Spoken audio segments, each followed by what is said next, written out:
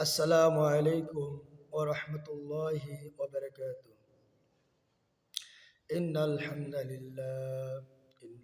لله نحمده ونستعينه ونستغفره ونؤمن به ونتوكل عليه ونعوذ بالله من شرور أنفسنا ومن سيئات أعمالنا من يهد الله فلا مضل له ومن يضلل فلا هادي له فلن تجد له وليا مرشدا ونشهد أن لا إله إلا الله وحده لا شريك له والذي لا جد له ولا ند له لا مثل له ولا مثيل له لا وزير له ولا كفيل له لا شبه له ولا شبه له لا ولد له ولا والد له وهو الواحد الفرد الصمد لم يلد ولم يولد ولم يكن له كفوا أحد ونشهد أن سيدنا ونبينا وحبيبنا وبشيرنا ونذيرنا إيماننا قدوتنا وطبيبنا وطبيب أرواحنا وحبيب ربنا محمدا عبد الله ورسوله الذي أرسله الله بالحق بشيرا ونذيرا أما بعد فقد قال الله تعالى في كلامه المجيد وفي فرقانه الحميد أعوذ بالله من الشيطان الرجيم بسم الله الرحمن الرحيم قل إن كنتم تحبون الله فاتبعوني يحببكم الله ويغفر لكم ذنوبكم والله غفور رحيم إن الله وملائكته يصلون على النبي يا أيها الذين آمنوا صلوا عليه وسلموا تسليما اللهم صل على سيدنا مولانا محمد وعلى آل سيدنا مولانا محمد তাইফের কথা ভেবে কাঁদে শুধু নয়ন এমন দয়ালু নবী কাঁদি মনন খন আল্লাহুম্মা সাল্লি আলা সাইয়্যিদিনা মাওলানা মুহাম্মদ ওয়ালা আলি সাইয়্যিদিনা مولانا محمد سبحان الله جابوري من সুবহানাল্লাহ সুবহানাল্লাহ জপরি মন সুবহানাল্লাহ জীবন কর ফুলে ফুলে জীবন কর ফুলে ফুলে মন করো না উজালা সুবহানাল্লাহ জপরি মন সুবহানাল্লাহ সুবহানাল্লাহ জপরি মন সুবহানাল্লাহ লা ইলাহা ইল্লাল্লাহ মন লা ইলাহা ইল্লাল্লাহ লা ইলাহা ইল্লাল্লাহ লা ইলাহা ইল্লাল্লাহ লা ইলাহা ইল্লাল্লাহ মুহাম্মাদুর রাসূলুল্লাহ পিপিলিকা পিপিলিকা যাচ্ছ কোথায় চলে একটি আহার পেলে তোমরা খাও দশজনে মিলে পিপিলিকা পিপিলিকা যাচ্ছ কোথায় চলে একটি আহার পেলে তোমরা খাও দশজনে মিলে কে বা তোমার শিক্ষা গুরু কে বা তোমার সার এমন শিক্ষা দেওয়ার মতো সাধ্য আছে কার জান্নাতের ওই পাখিগুলো ডাকছে গাছের শাখে আয় মমিনায় আয় ছুটে আয় জান্নাতের ওই বাগে আয় মমিনায় আয় ছুটে আয় জান্নাতের ওই বাগে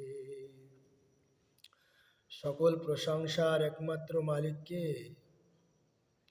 কেউ যেটা দেখে না দেখেন কে উত্তর দিতে হবে কেউ যেটা পারে না পারে কে সে আল্লাহর জন্য পড়বো আলহামদুলিল্লাহ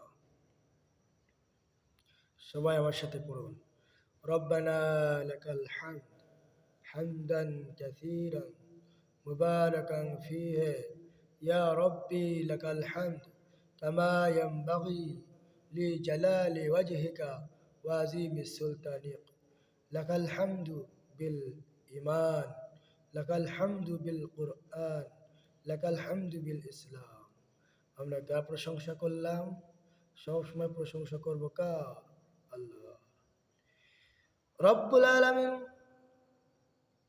যে নবীকে সৃষ্টি করেছেন শ্রেষ্ঠ নবী হিসাবে সেই নবীর দরবারে শানে একবার বলি সাল্লাল্লাহু আলাইহি সাল্লাম রব্বুল আলামিন পবিত্র কোরআন কারীমের ভিতরে রব্বুল আলামিন পরিষ্কার ভাবে বলে দিয়েছেন কুল ইন কুনতুম তুহিব্বুনাল্লাহা ফাত্তাবিউনি ইউহিব্বুকুমুল্লাহ ওয়া ইয়াগফির লাকুম যুনুবাকুম আল্লাহু গফুরুর রহিম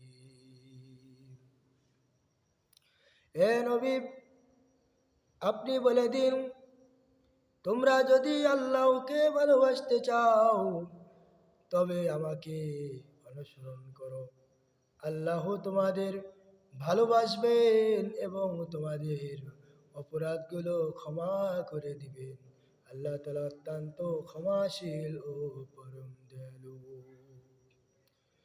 রব্বুল আলামিন তিনি অত্যন্ত দয়ালু মেহেরবান দয়া করে মায়া করে রব্বুল আলামিন আমাদের কত কিছু নাজ নিয়ামত দান করলেন এই পৃথিবীর ভিতরে রব্বুল আলামিন কত দয়ালু দয়ার শেষ নেই যে নবীকে রব্বুল আলামিন পৃথিবীর ভিতরে সর্বশেষ নবী বলে আখ্যায়িত দিয়েছেন রব্বুল আলামিন হাদিস শরীফে তিরমিজি শরীফে পরিষ্কার ভাষায় বলে দিয়েছেন আনা খাতামান নবিয়্যিনা লা নবিয়্যা বা'দ আমি হলাম শেষ নবী আমার পরে আর কোনো নবী নাই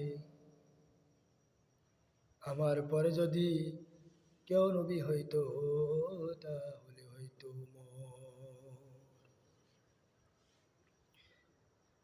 ওমরের আল্লাহ তাআলা রব্বুল আলামিন এত ক্ষমতা দিয়েছেন যে আধা জাহান তিনি দুনিয়াটা বেষ্টন করে রাখতেন। হযরত ওমর এমন এক সাহাবা ছিলেন, এমন এক প্রেসিডেন্ট ছিলেন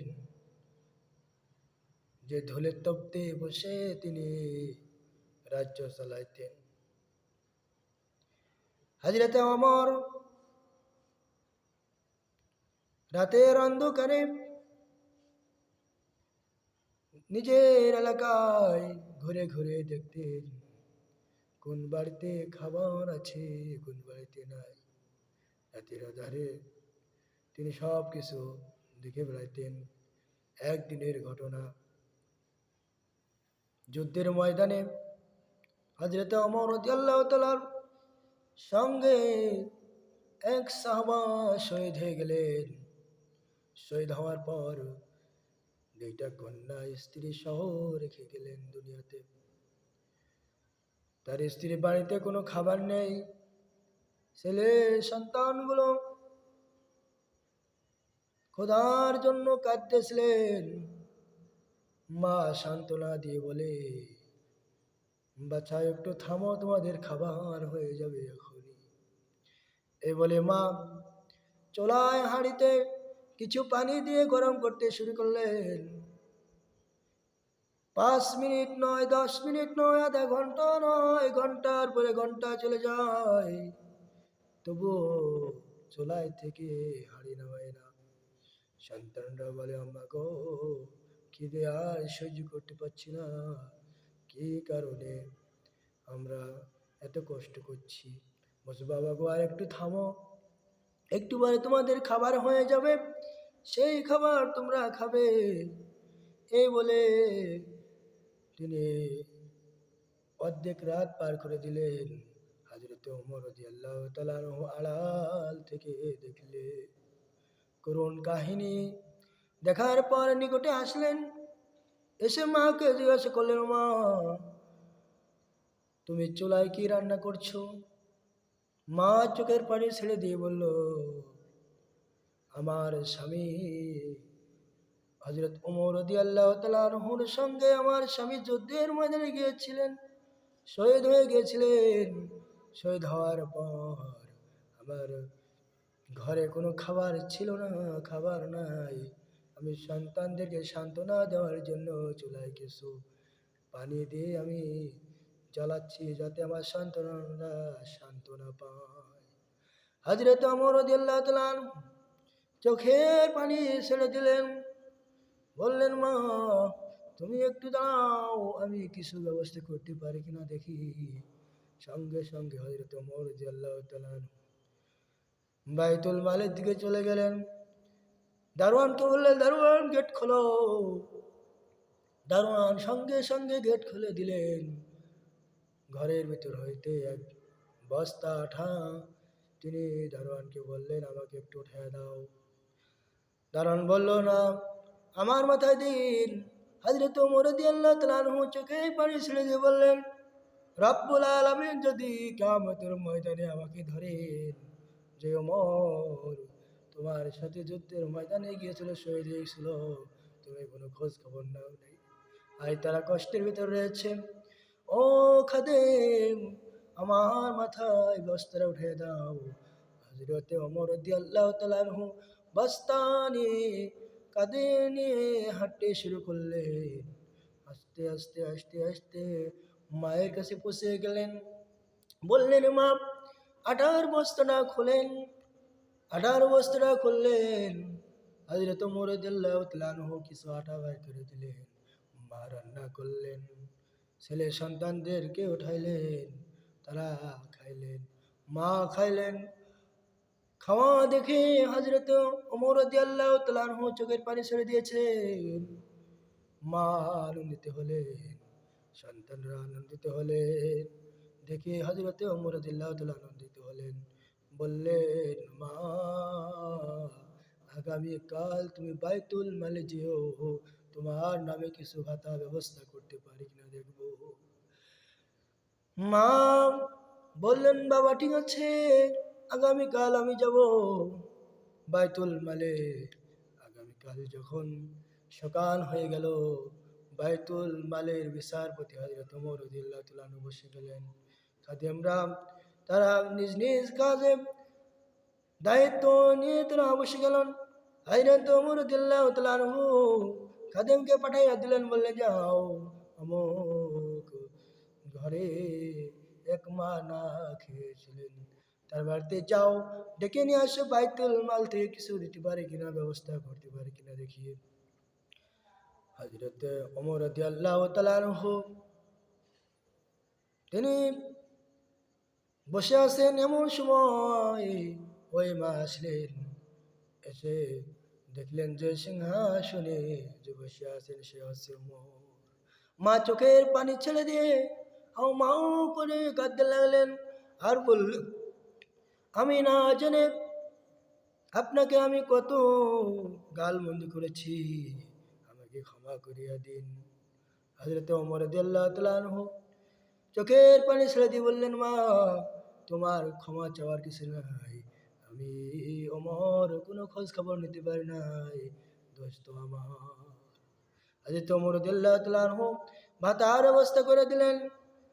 খলিফাতুল মুসলিমিন, আধা জাহানের বাদশাহ, যে বাদশার কোনো